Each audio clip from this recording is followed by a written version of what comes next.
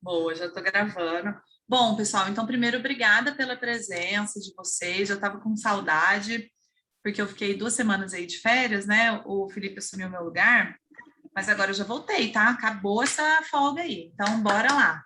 E aí, eu estou super feliz que eu estou voltando com a presença da Eduarda.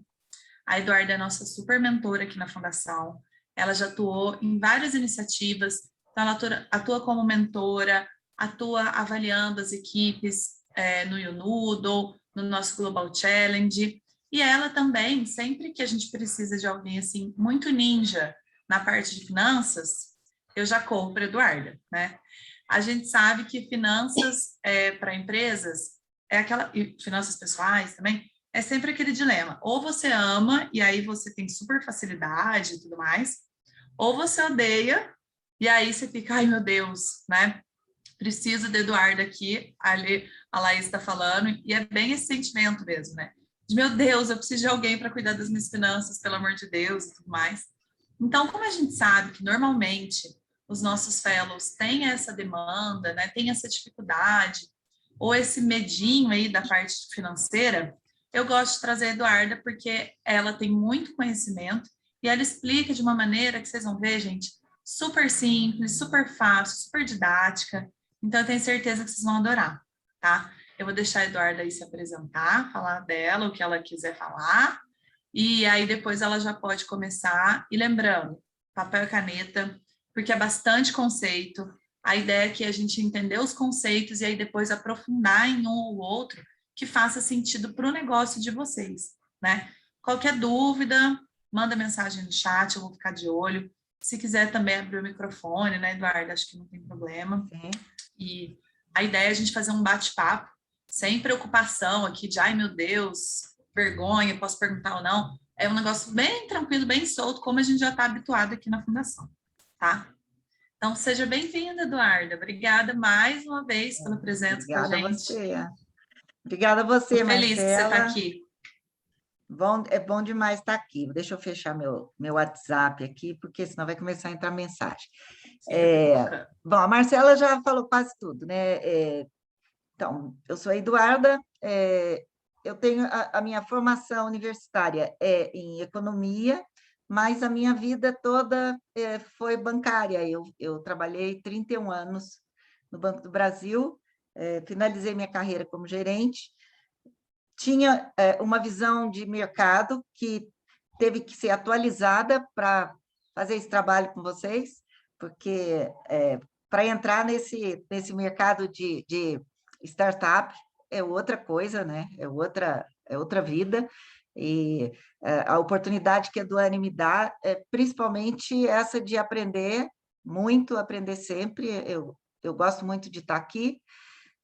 A Marcela falou que essa questão de finanças ou não sabe ou tem medo. Eu acho que é mais o medo do que o não saber, porque finanças a gente vive com ela o tempo todo e às vezes os nomes assustam um pouco, mas o que eu espero trazer para vocês aqui é exatamente essa simplicidade de acabar com esse bicho-papão, que é essa questão financeira, é só tratar a empresa do jeito que eu devo tratar meu próprio bolso.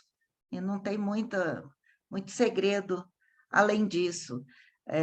Eu, como bancária, e que trabalhava com as finanças dos outros, eu sempre fui uma pessoa muito conservadora.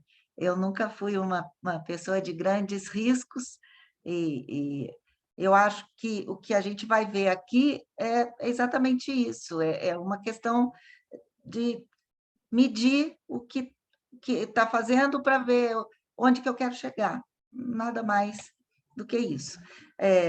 Vocês fiquem à vontade, se quiser me interromper, por mim não tem problema, vocês vão participar do jeito que vocês acharem que é melhor.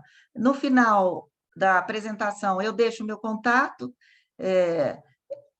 meu e-mail, redes sociais. Há algum tempo eu saí das redes sociais, hoje eu tenho LinkedIn, e Twitter, mas o LinkedIn é o que a gente mais pode manter contato. Então, no final, eu deixo meu contato para vocês. Qualquer dúvida, eu estou à disposição. Se tiver alguma pergunta que eu não saiba responder, pode ter certeza que eu vou buscar a resposta e, sem resposta, vocês não vão ficar, tá bom? Posso começar? Por favor, Eduardo. Então, pessoal, se vocês na hora ali, se quiser ir projetando, Eduardo, pode ficar à vontade. E aí, na hora, a Eduarda apresentou algum conceito. Ficou não tão claro? Já pode, então, né, Eduarda, ali na hora ali, já pode parar, já pode perguntar, porque se começa a levar essa dúvida lá para o final, às vezes vai complicar na sua cabeça, né? A última vez que a gente fez essa aula junto com a Eduarda, eu fiz milhões de anotações. Então, agora eu vou pegar minhas anotações de novo e vou revendo, acho que é uma boa dica também, porque eu realmente tenho bastante dificuldade com essa parte financeira, assim como a Cris, eu só gosto das entradas, né, na parte financeira, mas eu só tenho tido saídas. Então, eu preciso me organizar. Então, bora lá, fica à vontade, Vamos lá. Eduarda. Tá, Vamos que vamos. então, planejamento financeiro nada mais é do que isso que a Marcela acabou de falar, tá? É organizar as entradas e as saídas. Antes da gente começar a falar do planejamento financeiro, eu quero mostrar para vocês aqui o seguinte: tudo que nós vamos falar foi retirado da apostila de vocês, que é a apostila da semana 8. Então, tudo aqui saiu de lá. E essa apostila, ela espera, né, que vocês compreendam a importância do planejamento financeiro, conheçam algumas definições e consigam criar o seu próprio plano. Aqui nós não vamos tratar de criação de plano. Aqui nós vamos tentar compreender a importância do planejamento e conhecer algumas definições, tá? A apostila mostra também para vocês, ela dá um modelo de um planejamento financeiro que é um modelo utilizado pela Uber e que ela já mostra para vocês como que deve ser feito. Existem outros modelos, no final eu vou mostrar um outro, mas é só para vocês verem que tudo que nós vamos falar aqui está nessa apostila que vocês têm já em mãos, tá? Antes da gente começar, existe essa frase de William Edwards Deming, que fala: não se gerencia o que não se mede, não se mede o que não se define, não se define o que não se entende, e não há sucesso no que não se gerencia. Cada um de vocês traz um objetivo, traz um sonho, são empresas diferentes umas das outras, mas o que diz aqui nessa frase não se resume a um tipo ou outro de empresa. Então, trazendo essa frase de trás para frente, eu preciso entender o meu negócio para eu poder definir o que eu quero, onde eu quero chegar, que meta eu quero atingir. E como que eu vou ver se eu atingi ou não? Medindo. Então, o que nós vamos tratar basicamente aqui é desses instrumentos de medição. Então, eu posso não entender, ou achar que não entendo de gerência, ou de definição, ou de medidas, mas tem uma palavrinha aí que todo mundo entende, todo mundo busca, tá? Está todo mundo querendo chegar no sucesso. Eduardo, desculpa te interromper. Você está projetando, está no slide, que é para a gente ficou só no slide 1. Sério? Sério.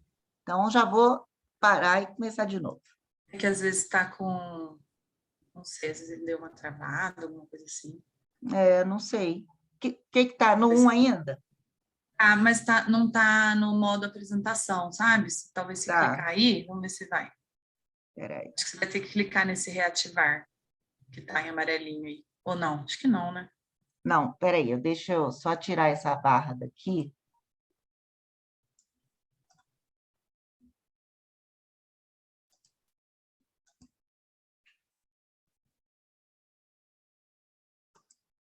E agora? Então, não foi, não projetou. Que Ah, coisa. agora Parei está de no novo. slide 3, mas Às não projetou. vezes, o Zoom dá esse erro. Aí, o que que ela tem que fazer? Ela tem que projetar lá e depois que Ah, ela projetar, ela compartilha. compartilhar? Ah, É. pode ser uma Espera aí, boa. deixa eu tentar aqui de novo. Ah,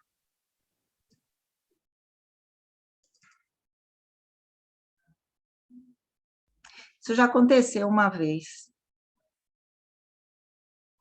o Zoom, ele gosta, né, de dar uns detalhezinhos. De dar uns sustinhos. Dá um É, sustinho. bom, vamos lá, tentar de novo.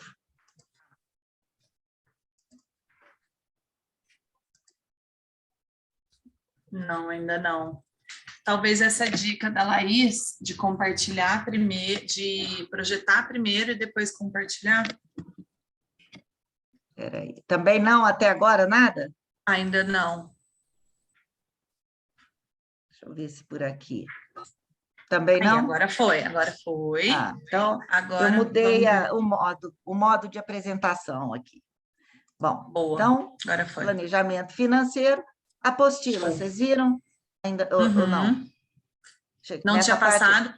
Para vocês é a etapa 11, tá, pessoal? Porque a gente vai atualizando, né? Mas a apostila é a mesma, só ali ó, a semana, tá semana 8, mas é semana 11 agora já. A gente beleza. Mas atualizou é o o mesmo conteúdo. material, né? Mesmo material, mesmo material. Beleza. Então, essa apostila fala para vocês compreenderem a importância do planejamento, conhecer as definições financeiras e criar o plano. Então, o plano nós não vamos tratar dessa criação aqui. Na apostila de vocês tem esse modelo, que é o modelo utilizado pela empresa Uber, e a gente tem vários outros tipos. Tem um outro que eu vou mostrar para vocês, no final até falo sobre ele com a Marcela.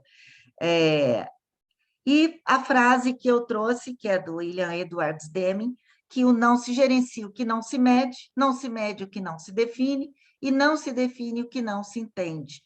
E não há sucesso no que não se gerencia. Então, nós vamos falar sobre o que vocês estão pretendendo com a empresa de vocês, que é atingir o sucesso, certo? E quando a gente fala em sucesso, o que é o sucesso? Cada um tem na sua cabeça o que é o sucesso. Alguns querem ser o primeiro naquilo que fazem, outros já preferem medir ou medir o sucesso através dos likes que recebem nas redes sociais, nas visualizações. Outros, o sucesso já é mais focado em dinheiro, em bens, em conseguir comprar um carrão igual do Neymar, sendo ele o exemplo de sucesso, cada um tem o seu. Para outros, o sucesso é ser conhecido o máximo possível, é o boca a boca, é todo mundo saber quem eu sou. Então, cada um de vocês tem um objetivo, tá? Mas o objetivo é o sucesso. Como chegar, ou o que é o sucesso para cada um, isso é individual, mas que é o sucesso, é óbvio que é, né? E aí a gente entra, então, no por que fazer um planejamento financeiro. Então, vamos dar um exemplo desse rapaz de bolsos vazios. Vamos cada um pensar em si mesmo. Vocês são essa pessoa. E essa pessoa, ela pode ter um carro, ela pode ter um apartamento, pode morar com os pais, não vem ao caso, mas os bolsos estão vazios e o banco também. Não é bolso vazio e dinheiro no banco. Está vazio. E por acaso, né, ele tem uma turma de amigos, um dos amigos vai casar em Trancoso, e toda a turma vai e ele é convidado para ir nesse casamento. Ele pode ir nesse casamento? Tem duas opções: ir e se endividar, ou não ir. Tá? Pensando nesse rapaz de bolso vazio, a gente vê que tem um levantamento que foi feito pela Startup Farm. Esse levantamento é de 2016, que ele diz que 74% das startups encerram as suas atividades em até 5 anos, sendo que 18% desses 74% fecharam antes de completar 2 anos. Então, vamos considerar essa pizza, que é o universo das startups, que foram abertas em 2016, mas vamos trazer para 2021. Vocês fazem parte dessa pizza. Então, o sonho de vocês está aqui dentro. E eu tenho essa fatia vermelha que 18% fecha em menos de 2 anos. Então, vamos pensar em todo o empenho, em todo o estudo que vocês estão fazendo, em todos os... todo o trabalho que vocês estão tendo, e pensar nessa fatia vermelha. E nessa outra, na marrom. Então, é isso que eu quero ver? Ou é essa que eu quero ser? Os 26% que prosperam. Tá? Então, o planejamento financeiro, ele nada mais é do que o que você tem menos o que você tem que pagar, que vai te dar ou lucro ou prejuízo. Então, toda essa pizza aqui de startups abertas, nós não vamos nem pensar nessas que encerram em 2 anos ou que encerram em 5 anos. Elas não são parâmetros para o que a gente quer, porque a gente quer esse foco, que são os 26% que prosperam. Tá? Então, para eu prosperar, eu preciso ter lucro. A prosperidade nada mais é do que o sucesso. Então, nós vamos focar nas startups que prosperam. Como que elas prosperam? Por que umas prosperam e outras não? Então, nós temos também um outro levantamento da Tracy, que está na apostila de vocês também, tudo isso está lá, que eles fazem um trabalho e mostram 5 erros que são cometidos no planejamento financeiro e que devem ser observados. Tá? Então, vamos ver que erros são esses. Primeiro erro, negligenciar o capital de giro. O que é o capital de giro? O capital de giro é tudo que tem na empresa que faz com que ela funcione. O capital de giro ele é mercadoria, é dinheiro em conta, contas a receber, é tudo o que eu posso transformar em dinheiro, que eu posso transformar em recurso. Então, é o que eu tenho, mais o que eu posso transformar. O capital de giro, ele vai me mostrar a capacidade de pagamento da empresa, vamos chamar assim. Então, eu não posso negligenciar o meu capital de giro. Eu tenho que ter esse capital de giro na empresa para eventualidades. O que são eventualidades? A gente acabou de dar um exemplo de uma eventualidade. Então, eu não posso negligenciar o capital de giro da empresa. Um outro aspecto é usar o caixa da empresa para gastos pessoais. Esse é um aspecto muito perigoso e muito comum, principalmente em empresas pequenas, empresas de 1 sócio, 2 sócios, eles misturam as contas. Eu dei lucro aqui, eu já tiro o lucro, ponho no meu bolso, compro um carro. Então, eu tenho que ter esse cuidado. É um erro fatal usar o caixa da empresa para gastos pessoais, ao invés de instituir, de definir um prolabore. O que é o prolabore? É quanto eu mereço ganhar por gerenciar a empresa. Eu tenho que pensar no prolabore. Mesmo que eu veja que eu não consiga isso agora, mesmo que eu pense, eu vou deixar para frente a minha retirada, mas eu tenho que prever agora. Então, eu não posso deixar de definir um prolabore para mim. Isso aí é uma das minhas medidas, tá? Que é a mesma situação. É a pessoa deixar ou o caixa da empresa sem dinheiro, que não é o capital de giro, é o caixa. O caixa faz parte do capital de giro. Então, eu não posso misturar as duas coisas. Eu tenho que ter uma conta para a empresa e uma conta para mim. É muito comum a gente ver, às vezes, empresas ruins com sócios muito bem. Isso não pode, não existe. Se o dinheiro do sócio vem da empresa, os dois têm que estar bem, ou os dois ruins. Não tem como ser diferente disso. Um outro erro é investir tudo do próprio bolso. Então, tem aquele ditado que a minha avó falava, mas não sei o que as avós de hoje falam, é colocar todos os ovos na mesma cesta. Caiu a cesta, quebrou tudo. Então, eu também não posso investir tudo do meu bolso, porque não é prudente, eu tenho que sempre ter um plano B. Por mais que eu não estou dizendo que eu já vou abrir uma empresa pensando que ela não vai dar certo. Não, mas eu tenho que pensar em possibilidades. E eu não posso investir tudo que eu tenho. Eu sempre tenho que ter uma reserva, por menor que seja. O meu pai tem um ditado, e ele fala, quem ganha 10 mil e no fim do mês deve 1.000, é mais pobre do que quem ganha 1.000 e no fim do mês tem 100 reais. Então, é mais ou menos isso aqui, tá? É esse investir tudo do próprio bolso. Mesma coisa, eu invisto tudo, fico sem nada, acontece um imprevisto, eu não tenho o que fazer, não tenho onde recorrer. Tá? Outro erro, definir objetivos incoerentes. Nós não vimos sobre medidas, sobre definições?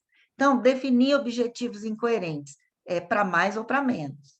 Se eu defino objetivos muito altos, se eu for sozinho na empresa, eu mesmo vou ficar desestimulado. Se eu tenho um vendedor, esse vendedor vai ficar desestimulado porque ele fala, eu sei que eu não vou conseguir. Então, talvez ele não tente nem chegar perto. E a mesma coisa acontece com objetivos muito fáceis, muito simples, também desestimula. Então, definir objetivos coerentes é o correto. Como definir? Cada empresa vai ter que ter o seu método, não tem um método correto. Nós vamos ver alguns aqui. E, último e não menos importante, um dos erros, acompanhar as métricas erradas. Por isso, o nosso foco aqui vai ser trazer para vocês as métricas, as métricas são indicadores, elas indicam como a minha empresa está indo. E nós vamos falar de métricas, que são algumas métricas, né? Lógico que não vamos falar de todas, porque tem inúmeras métricas. Nós vamos falar de algumas métricas que são adequadas às startups. Eu vejo, às vezes, nas minhas análises de projetos, qual métrica a empresa vai utilizar? E a equipe coloca quantidade de downloads. Tá, o que a quantidade de downloads vai me mostrar? Em termos, nós estamos falando de sucesso, o sucesso vem junto com o lucro. Então, que métrica é essa? Então, vamos pensar nas métricas. Tá? Então, é fundamental conhecer os indicadores para eu poder avaliar. Se eu não conheço, eu não consigo avaliar. Então, esses são os 5 erros que são observados, né? E nosso foco aqui vão ser as métricas, tá? Nós vamos analisar algumas, e elas podem e devem ser aprofundadas por vocês, à medida que vocês verificarem que essa métrica se adequa ao objetivo da sua empresa. Porque cada empresa vai ter um tipo de medida. Então, assim, nossa, eu tenho que saber isso tudo, essa chuva de letras e palavras.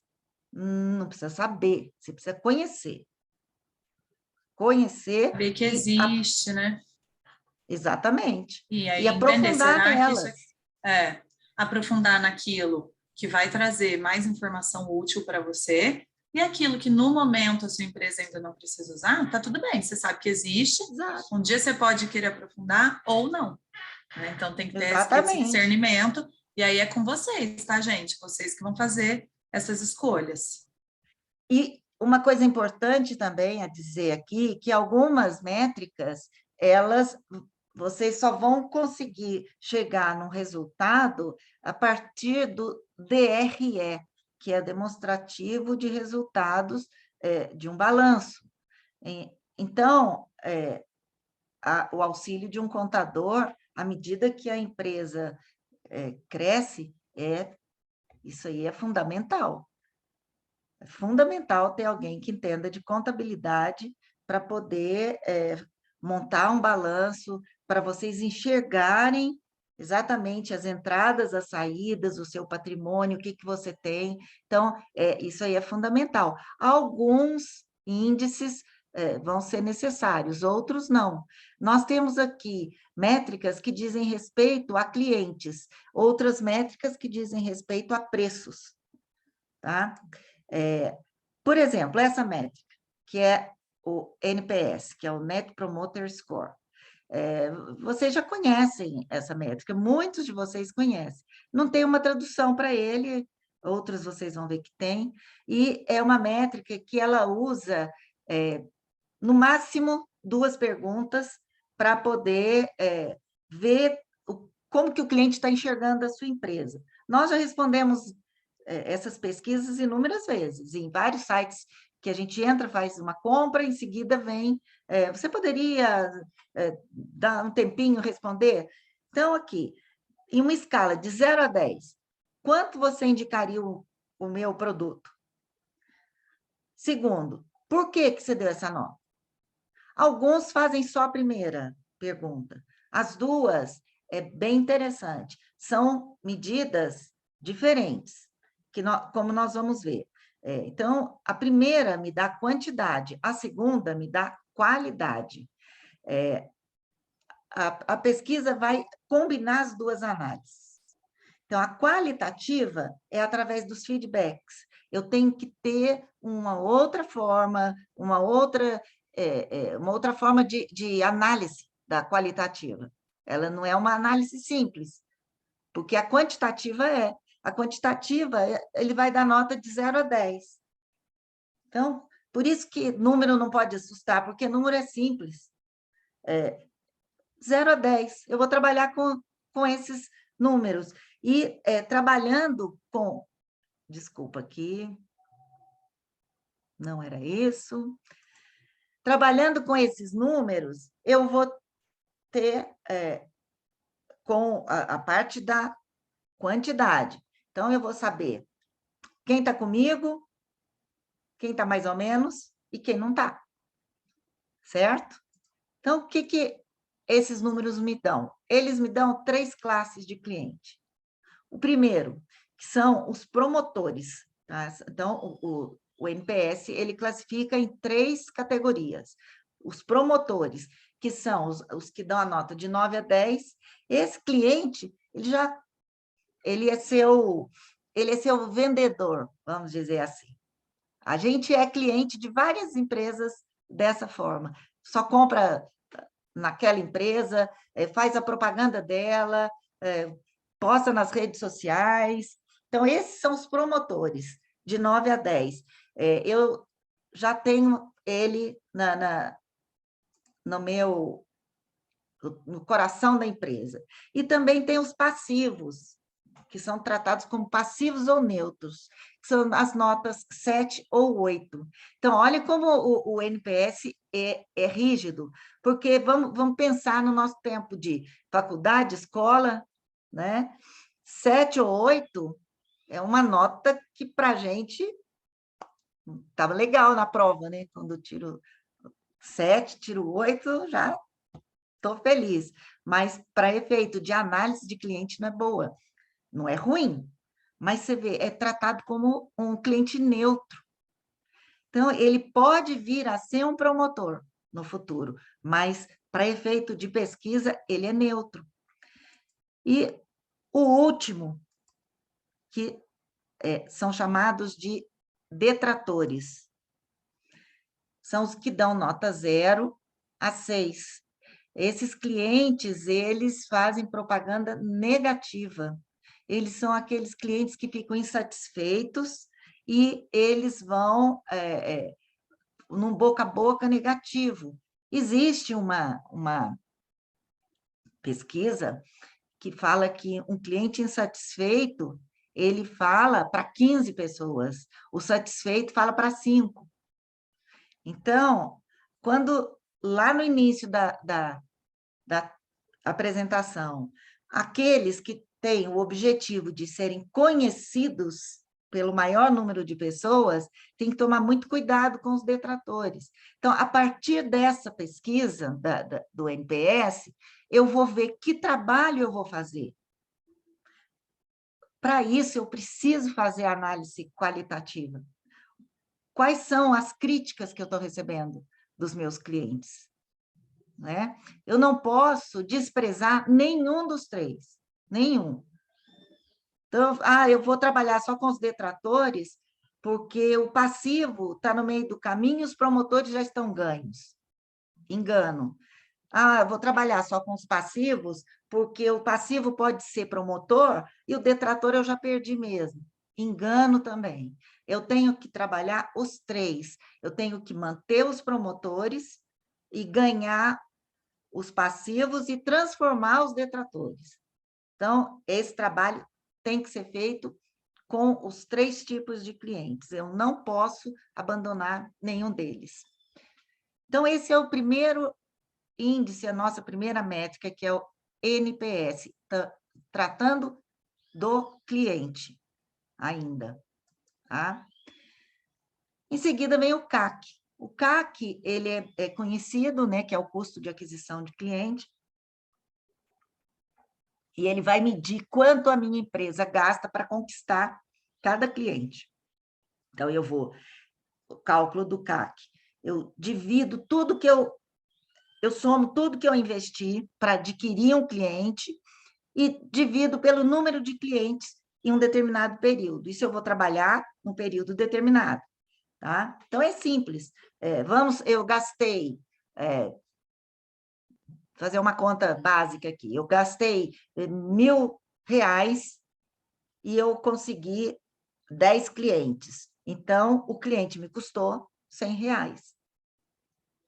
O CAC sozinho me diz alguma coisa? Não. O CAC, ele é um índice que ele precisa vir acompanhado de outros.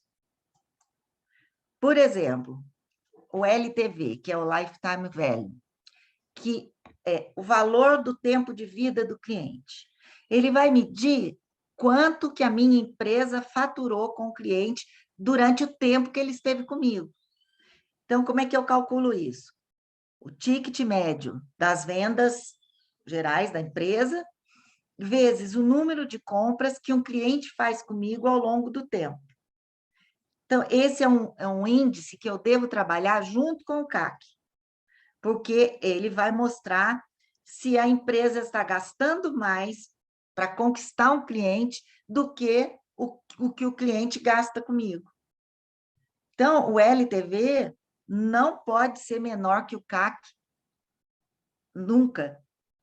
Eu tenho que ganhar mais com o cliente do que o que eu gasto com ele.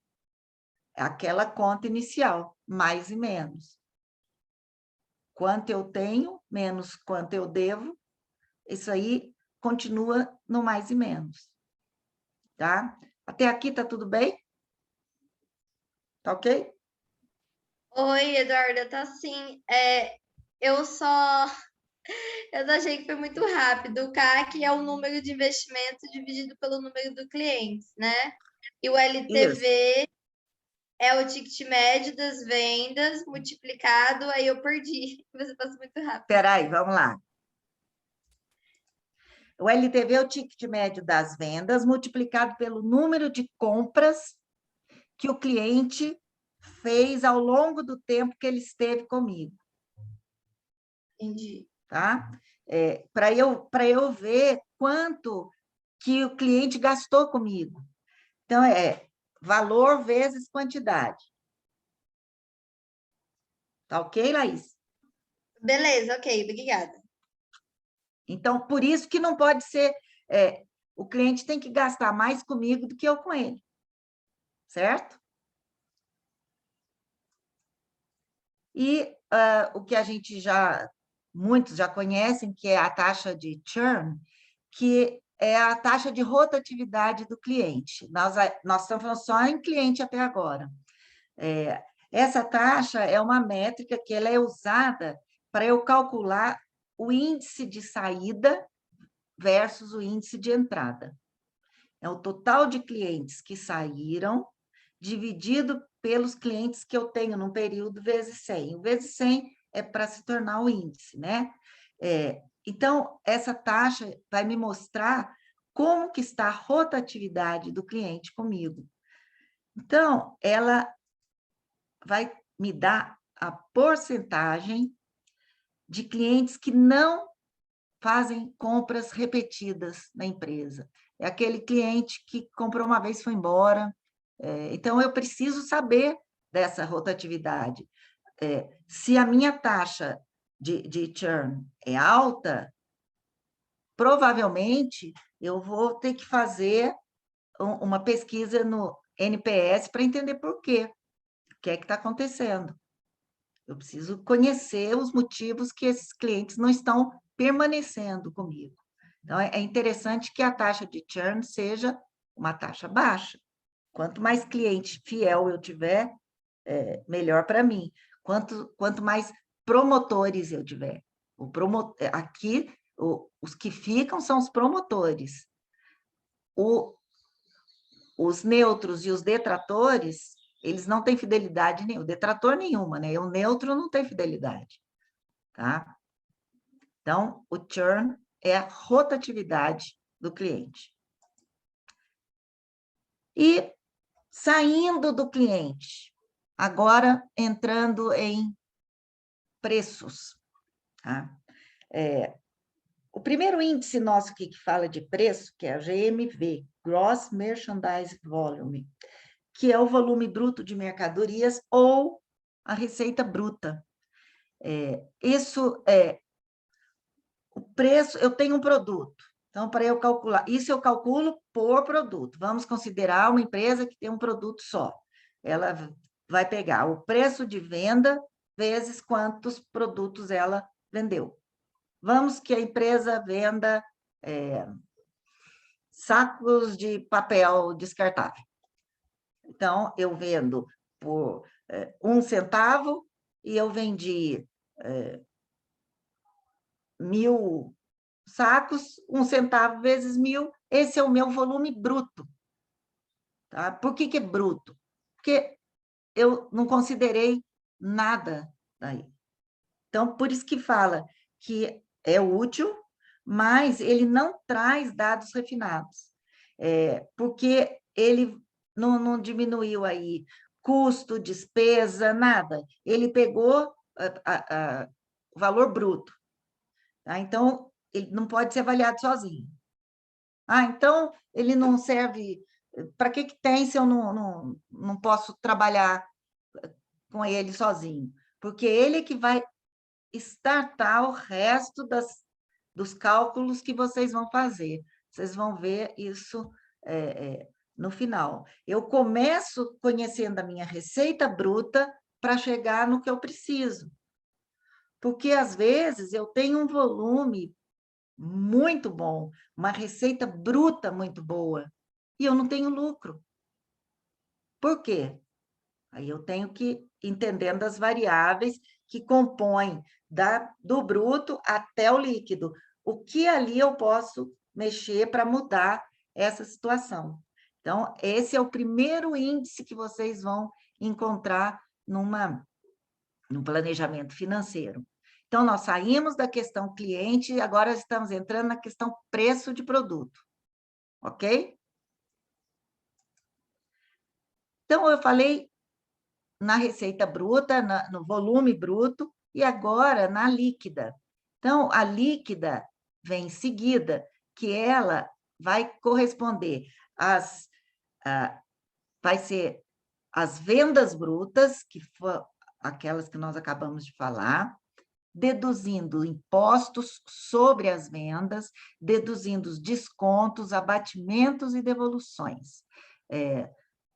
Porque se eu pego só o preço de venda e multiplico pelo número que eu vendi, pela quantidade que eu vendi, por que ele é irreal? Eu posso ter dado desconto em cima de algum produto, eu posso ter tido devolução de produto, né? Eu posso ter feito... o abatimento e desconto é mais ou menos a mesma coisa, né? Então, eu tenho imposto, estados têm impostos diferentes, então, isso tudo precisa ser visto para eu entender qual é a minha real situação. Então, a receita líquida, ela vai apresentar uma análise real econômica da empresa. É o líquido, é o que sobrou, tá? É o que está na mão. E o empresário, então, nunca deve se basear na receita bruta, como eu disse, para fazer mudanças como contratação, investimento, pagamento de material. Se fizer isso, ele tem grande chance de surpresas negativas. E isso acontece muito, porque quando você vê a receita, o resultado bruto que você teve, falou, opa, eu já posso contratar mais gente, né? Eu já posso mudar, comprar mais uma máquina. Não pode, não, porque, espera aí, deixa eu ver exatamente o que me sobrou. Então, o bruto, ele é um início de uma análise.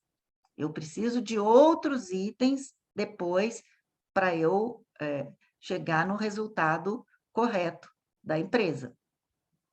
Tudo bem? Ok? E vamos falar ainda de preço, né? Então, ali eu falei de resultado. Agora eu estou falando do preço do produto.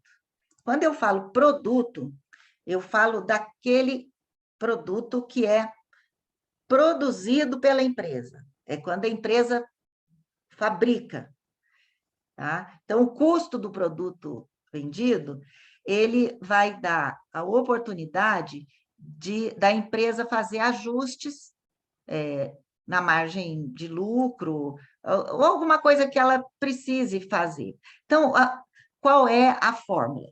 Então, o custo do produto vendido é meu estoque inicial e eu somo insumos, mão de obra e despesas gerais, então, ligadas ao produto, certo? Eu somo isso e multiplico o estoque final, e subtraio o estoque final. Então, ele vai dar o quanto esse produto me custou.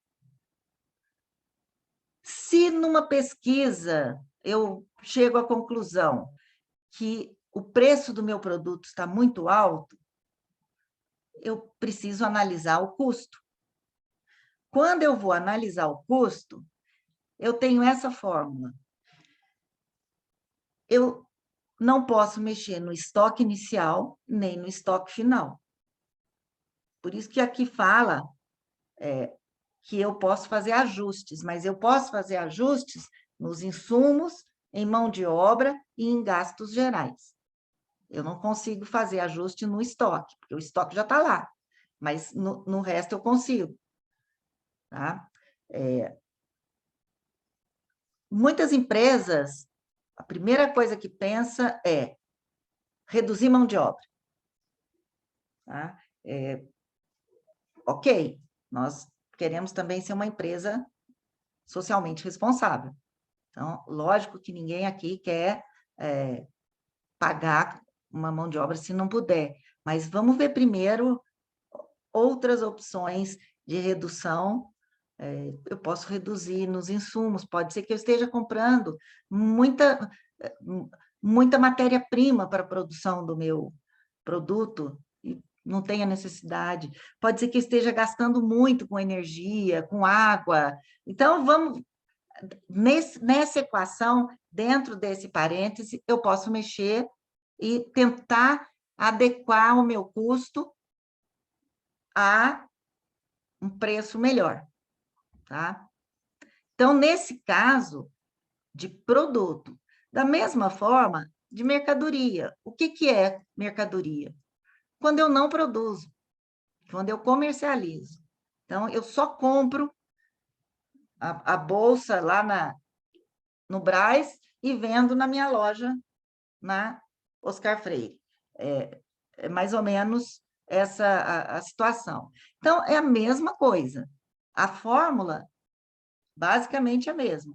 Estoque inicial mais o que eu comprei, menos estoque final. Então, é o custo do meu produto. Então, quanto ele me custou? Posso mexer onde aí? Só nas compras que eu estou fazendo. De repente, eu reduzo essa compra para eu mexer no meu custo. Ou o contrário, né? A gente pensa só em custo alto, eu posso estar com um custo de produto tão bacana que eu falo, eu vou aumentar a minha despesa, porque mesmo aumentando, eu ainda tenho lucro em cima do custo. O custo é quanto ele custa para mim, não é por quanto eu vendo. Certo? Tem essa diferença do custo e de venda.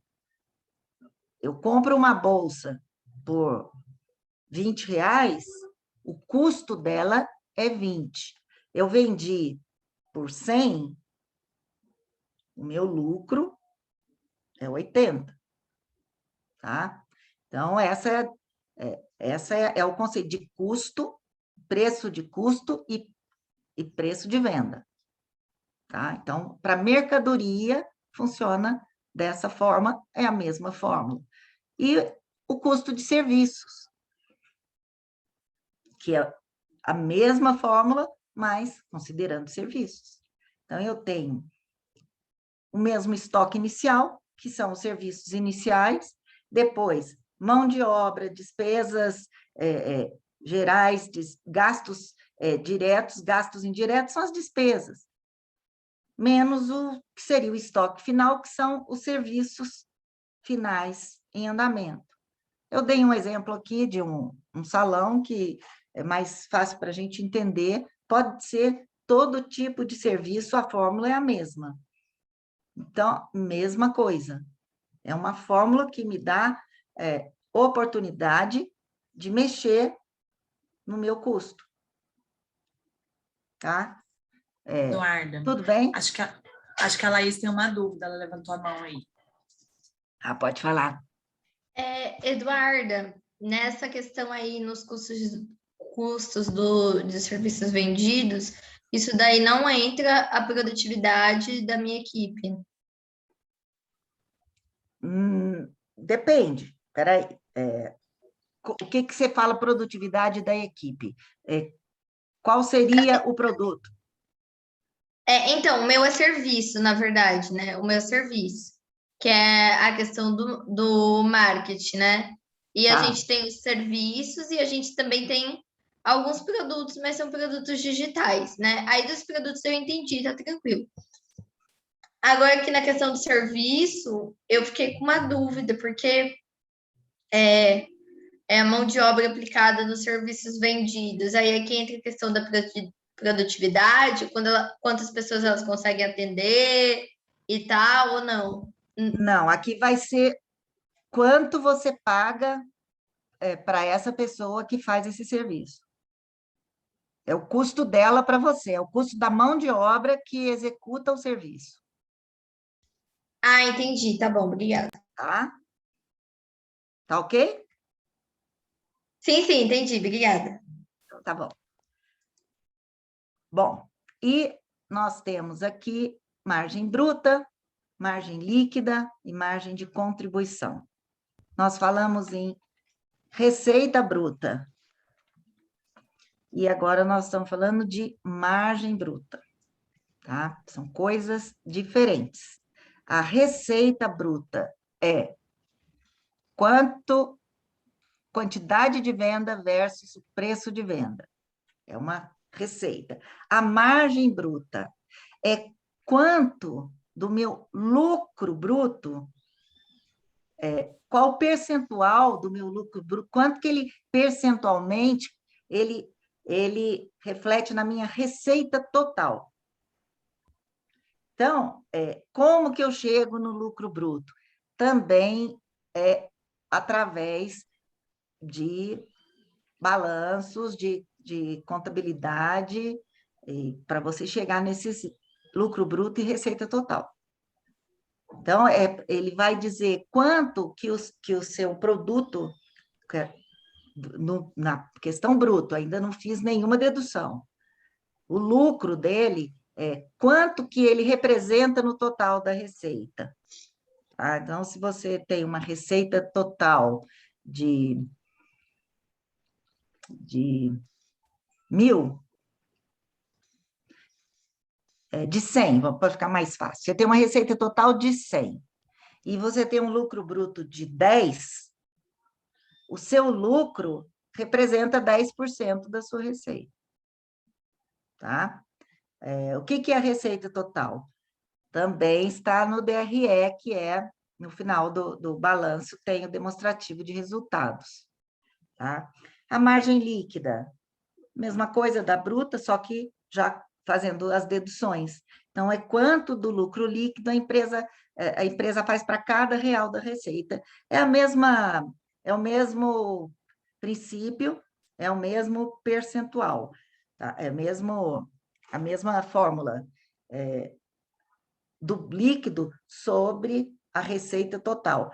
Quanto do lucro líquido, do meu lucro líquido, representa no total do que eu recebo, no total da receita da minha empresa, tá? E, junto com essas duas margens, eu tenho a margem de contribuição, que ela é mais comentada, mais falada. A margem de contribuição, que é o preço menos o custo das despesas variáveis da venda. Então, é quanto que a minha empresa consegue gerar de recurso para pagar as minhas despesas. Isso quanto que eu gero, do que eu gero de lucro, quanto que isso contribui, essa margem de contribuição quer dizer isso, olha, quanto que isso contribui para os custos da minha empresa. Eu tenho custos e despesas variáveis, os custos são diversos. Eu tenho o custo de matéria-prima, eu tenho custo de mão de obra, né? Eu tenho vários tipos de custo. Eu tenho despesa de energia elétrica, que é uma despesa... Não vou colocar despesa de energia elétrica aqui, não. Despesa variável de venda, eu tenho despesa com vendedor, eu tenho despesa com o telefone do meu vendedor que vai ligar para o meu cliente. As despesas são inúmeras. Uma empresa maior, ele tem despesa de o vendedor que desloca e vai até o local. Isso tudo está ligado à venda. Então, o preço do meu produto paga isso. Então, a margem de contribuição é isso. Quanto que eu gero de recurso que contribui para o pagamento das minhas despesas e ainda ter lucro, né? Porque eu não posso também, se eu só pago despesa, eu não tenho lucro. Tá? Então, se a margem de contribuição for superior ao valor total das despesas, a empresa tem lucro. Se for inferior, prejuízo. A mesma conta que eu disse no início, que eu tenho menos o que eu tenho que pagar, ou vai me dar lucro ou vai me dar prejuízo. Então, a margem de contribuição, ela vai mostrar assim, não, seu produto, ele está se pagando e ainda está te dando um resultado positivo. Então, a margem de contribuição, ela é avaliada normalmente nos planejamentos financeiros, porque eu preciso saber disso. Agora, vamos raciocinar. Eu preciso ter custos, eu preciso ter despesas, eu preciso ter tudo isso informado para que eu tenha um resultado real. Tudo bem aqui? Tá? Esse eu acho que é mais conhecido, que é o EBITDA ou LAGIDA. Tá? O EBITDA, ele é um termo em inglês, Earn Before Interest, Taxes, Depreciation and Amortization. E a LAGIDA, que é lucro antes de juros, imposto, depreciação e amortização. Então, esse índice, ele vai medir a eficiência e a produtividade da empresa. Então, quando o EBITDA aumenta, sinal que a empresa está ok. Se ele diminui, sinal que a empresa não está crescendo. Então, é um índice muito avaliado por investidores, porque ele iguala as empresas, porque ele mostra o lucro antes da empresa pagar juros de empréstimos, antes da empresa pagar os impostos, antes dela fazer a depreciação das máquinas, antes dela fazer a amortização de um empréstimo que ela pegou. Então, o que ele mostra? O lucro todo, sem essas despesas, porque em cada país isso tem juros é uma coisa, imposto, tem país que tem imposto alto, país que tem imposto baixo, amortização de empréstimo não é o caso, mas juros e impostos, isso muda muito de país para país, até de estado para estado. Então, quando o investidor analisa o EBITDA de uma empresa, ele pode analisar por segmento qualquer empresa de qualquer lugar.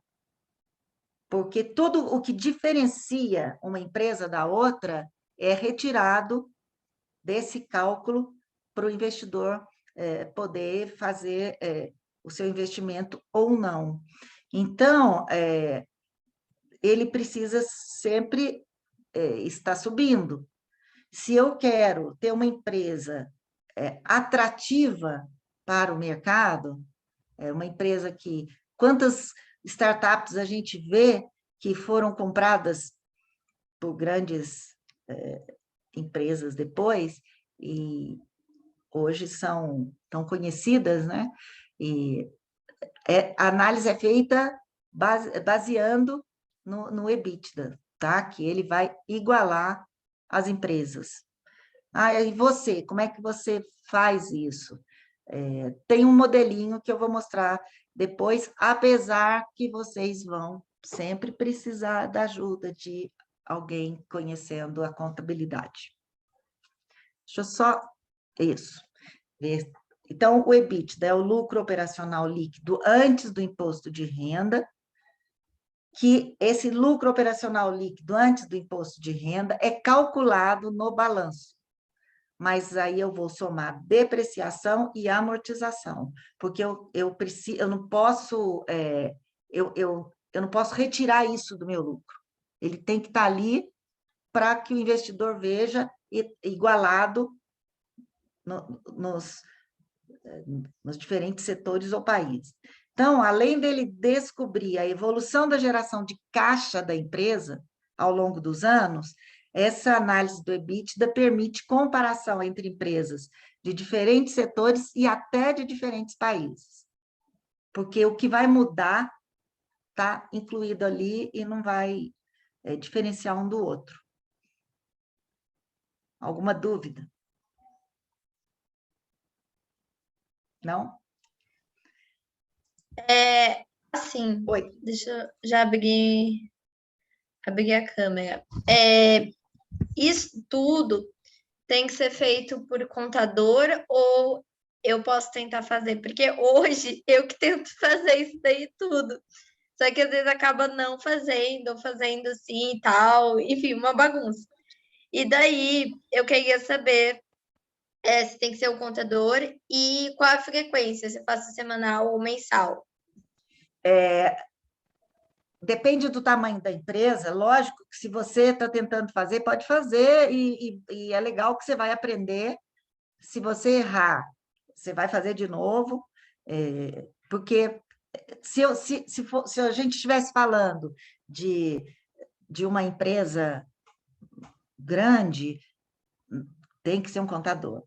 Mas você está criando a sua empresa, você tem tudo na mão, não tem? Você pode tentar fazer sim. Eu vou te mostrar no final, aquele modelo que está na sua apostila, ele já traz já começa os índices e você vai colocando valores ali, ele vai te dando esses outros. Então, quando a empresa é menor, pode fazer, deve tentar fazer, mas se a pessoa não quer de jeito nenhum, vai ter que ter um contador, porque essa visão vocês têm que ter. Vocês têm que enxergar a empresa, como é que ela está, certo? Pode tentar fazer. Então, tem um modelo, tem mais inúmeros modelos de cálculos. Se você colocar EBITDA no Google, vai aparecer muitos blogs legais, muita assessoria, tá? Então, não só ele, como todos os outros. Pode colocar lá que você aprende a fazer, tá? Ok? Não achei muito convincente o ok, não. Ok, ok. Tô pensando aqui. Tá bom, então. O fluxo de caixa operacional. Tem muita coisa escrita aqui. Fluxo de caixa operacional. Lucro antes do imposto, mais a desvalorização, caso haja, menos os impostos. O que esse fluxo me mostra? Se eu preciso cuidar do meu sistema de venda, porque eu tenho despesas, eu tenho contas a pagar, eu tenho salários a pagar, eu tenho fornecedores a pagar, então eu tenho várias despesas. Vamos que eu faça vendas e para poder vender mais, eu falar, eu vou dar um prazo de 45 dias para o meu cliente comprar. Então, ele compra e me paga com 45 dias. Só que as minhas despesas todas vencem em 30. Então, eu fico com 15 dias no vermelho. Eu fico com 15 dias usando cheque especial ou fazendo desconto em banco para pagar os meus fornecedores. E depois, obviamente, que quando entra o fluxo de caixa, isso tudo vai ser coberto, mas eu estou tendo despesa financeira em cima disso. Então, às vezes, eu posso ter um lucro bacana e chega uma parte do mês que eu falo, eu não tenho dinheiro. Então, eu tenho que analisar esse fluxo. Será que eu estou usando o fluxo correto? Será que eu não estou privilegiando demais o meu cliente ou dando, sabe, desconto? Então, eu tenho que ter, quando o fluxo é positivo, então, significa que o que eu estou recebendo dos meus clientes e o que eu pago aos meus fornecedores está bacana. Então, aí eu posso fazer projeção, tomar decisão, que são aquelas decisões que eu não posso tomar, que eu vi lá atrás, quando eu pego só o GMV, que é o bruto. Aqui eu posso. Então, eu já recebi, paguei as despesas, está tudo certo. Então, fluxo é isso, fluxo é a entrada e a saída, certo? Então, a minha entrada e minha saída, ela tem que casar. Não pode ser, eu não posso dar um prazo e pagar em outro. Eu não posso, vamos que eu seja assalariada. Eu recebo o meu salário todo dia 20. E as minhas contas vencem, ou o contrário, eu recebo meu salário todo dia 30, e as minhas contas vencem todo dia 20. Durante 10 dias, estou devendo. Mas eu tenho salário. Eu tenho que adequar, porque se eu recebo e eu vou pagando à medida que eu vou recebendo, não precisa ser tudo no mesmo dia, não é isso que a gente está dizendo, mas se eu for pagando à medida que eu vou recebendo, eu tenho noção de quanto eu tenho para investir, para realizar essas projeções a longo prazo. Então, o fluxo de caixa operacional, ele vai me dar essa visão. Tá bom? E por último, e nem um pouco menos importante, é o que nós chamamos de ponto de equilíbrio, ou break-even point. Ele vai mostrar qual é o exato momento em que a empresa começa a dar lucro. Então, quanto eu preciso vender a um preço X para que, a partir dali, eu já comecei a dar lucro. Paguei as minhas despesas. Então, a partir daquele ponto, qual que é o mínimo que eu preciso vender? A partir daquele ponto, eu começo a dar lucro. Então, ela vai mostrar esse momento exato.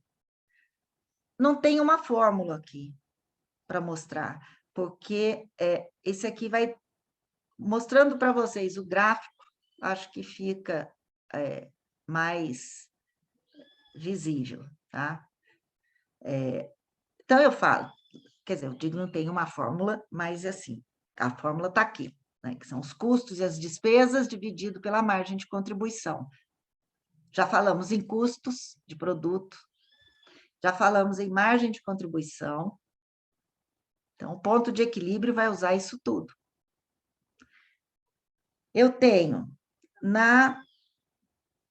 eu não sei exatamente a cor que está aparecendo para vocês, mas eu tenho no eixo marrom a minha receita, e tenho no eixo azul, na linha azul, a minha despesa e custo. Então, num determinado momento X, no meu ponto zero, eu já saio devendo. Normalmente é assim, né? Eu já saio devendo. Então, eu tenho até esse tempo, onde tem essa seta mostrando o ponto de equilíbrio. Então, até essa quantidade, eu estou tendo prejuízo. A partir dela, eu já passo a ter lucro. Então, esse é um ponto importante de eu conhecer, porque para eu definir minhas metas, eu preciso conhecer o meu ponto de equilíbrio. Então, eu preciso, mas para eu chegar aqui, eu já precisei levantar meus custos, as minhas despesas e a minha margem de contribuição. Então, esse ponto de equilíbrio vai me mostrar, a partir de agora, eu começo a dar lucro. Então, eu preciso, por mês, eu preciso vender quanto? A Laís perguntou, eu faço esse cálculo toda semana, todo mês? Normalmente, vamos falar em balanços. Você faz balancetes mensais e balanços semestrais. E o balanço final é anual, para você ter uma visão. Quando a gente fala aqui, por exemplo, de pesquisas e de receita bruta, vai depender do que eu preciso para ver quando que eu vou fazer essa medida. Aí vai depender do que cada um vai precisar fazer. Se você precisa você fez uma pesquisa e viu que você tem que fazer alguns ajustes, cria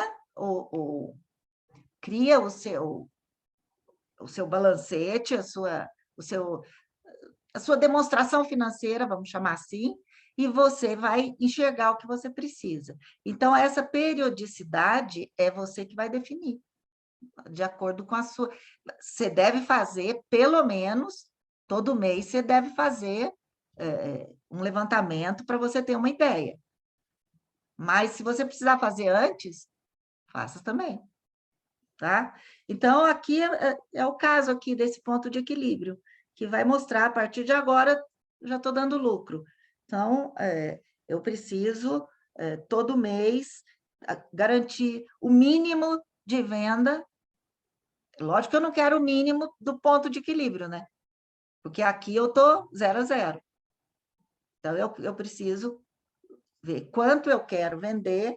Aqui o ponto de equilíbrio, não sei se está aparecendo para vocês, é no 1,5, tá? Nesse valor de 1,5.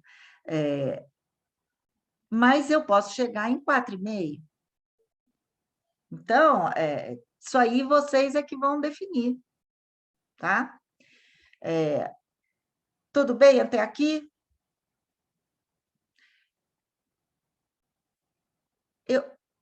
Oi, está sem som. Posso ir?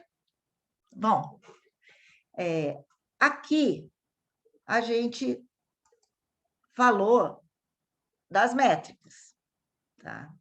No início eu mostrei aqui para vocês, olha, esse é um exemplo que a Duane passa para vocês naquela apostila que vocês têm. Então, por que a gente viu isso tudo? Pegando a pergunta da Laís. Eu tenho o GMV aqui, olha, na primeira linha, volume bruto de mercadorias. Então, eu começo com ele, que é um cálculo super fácil. Quantidade vezes valor. Então, já vimos o que é o GMV. Tá? Em seguida, margem bruta. A gente viu também o que é a margem bruta. Lá mostra volume bruto menos o custo, me deu a margem bruta. Em seguida, eu tenho margem de contribuição. Aqui embaixo, olha, tem a receita líquida, depois a margem de contribuição. São números simples que estão aqui para que vocês entendam o cálculo. E vocês vão colocar o número de vocês. E aqui está mostrando cada item que a gente viu. E a pergunta que você fez do EBITDA está aqui, ó. Então, se você pegar esse exemplo e colocar os seus números aqui, você vai chegar no cálculo do EBITDA também. Esse é o modelo que está na apostila do NextGen, certo?